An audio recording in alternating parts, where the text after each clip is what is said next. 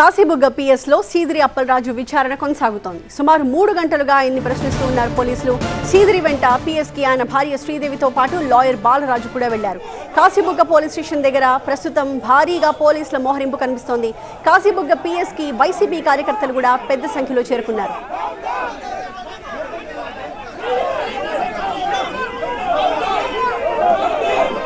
సీదిరి అప్పలరాజుది అక్రమ అరెస్ట్ అన్నారు వైసీపీ నేత మాజీ మంత్రి ధర్మాన ప్రసాదరావు. యాక్సిడెంట్ కేసుని అడ్డం పెట్టుకుని కావాలని కక్ష సాధిస్తున్నారన్నారు. 41 నోటీస్ ఇచ్చి వదిలిపెట్టే కేసులో అరెస్టులు చేసి జైళ్లకు పంపడం ఏంటి అని ప్రశ్నించారు.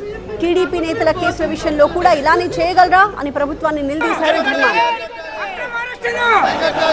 మీరు సింపుల్గా మోటార్ సైకిల్ యాక్సిడెంట్లో తీసుకెళ్లి అరెస్ట్ చేస్తున్నారు. తన కొడుకునేమో హత్యానేరం కింద జైల్లో పెట్టించారు. ఇదే టీడీపీ నాయకులు వారి పిల్లలు చేసినటువంటి కేసుల్లో మోటార్ సైకిల్ యాక్సిడెంట్లో మీరు ఇలాగనే చేస్తున్నారా? ఉన్నటువంటి అధికారి, ఇన్వెస్టిగేట్ చేసిన అధికారి, అతను 41 కింద యాక్సిడెంట్ని నమోదు చేస్తే అతన్ని ట్రాన్స్ఫర్ చేశారు. విఆర్లో పెట్టి అక్కడ మరొక అధికారిని తీసుకొచ్చి మరొక 2 ఎఫ్ఐఆర్లు వేశారు. ఎంత న్యాయంగా నడుస్తుంది? పలాస నియోజకవర్గంలోనే కాదు, మొత్తం జిల్లాలో ప్రతి ఇంటికి ఈ అక్రమమైన అరెస్టు గురించి చెప్పే కార్యక్రమాన్ని చేపట్టమని మేము కోరుతాం.